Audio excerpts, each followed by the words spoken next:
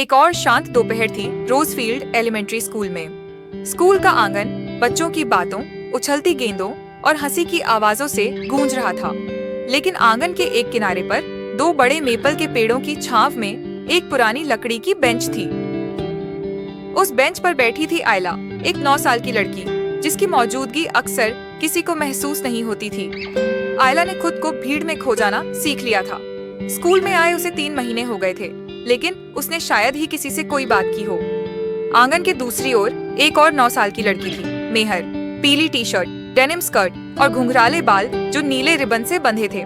वह भीड़ में मस्ती से भागती फिरती थी।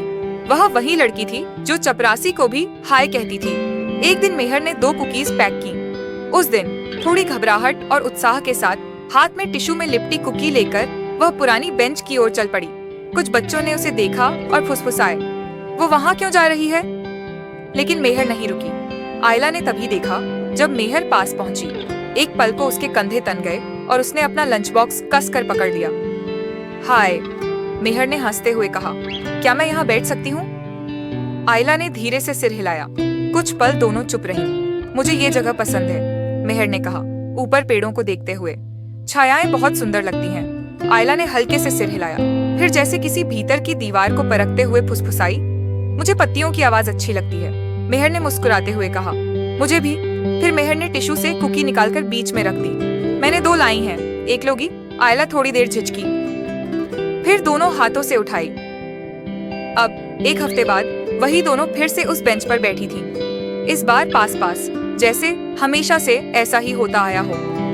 मेहर तो पहले से ही बातों में लगी थी। अपने लंच बॉक्स पर नया स्टिकर दिखा रही थी, एक चमकदार गिटार बजाती बिल्ली।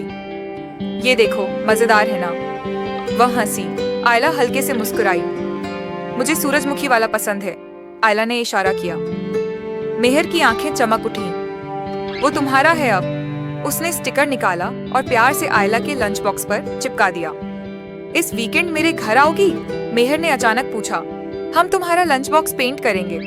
आयला ने पलकें झपकाईं। उसने अपने पुराने खरोंच भरे लंच बॉक्स को देखा, फिर मेहर के रंगीन चमचमाते डिब्बे की ओर। वह मुस्कुराई। ठीक है, यह सिर्फ लंच बॉक्स रंगने की बात नहीं थी, यह कुकी या स्टिकर की बात भी नहीं थी। यह उस एक छोटे से प्यार भरे कदम की बात थी जिसने सब कुछ बदल दिया।